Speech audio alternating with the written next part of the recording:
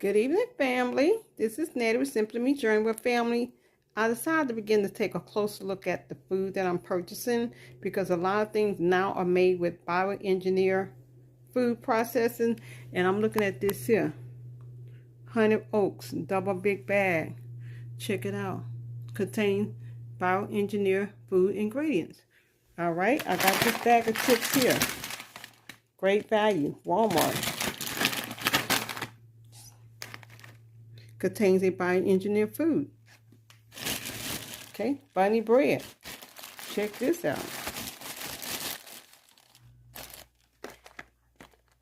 Contains bioengineered. Wait a minute, let's back up.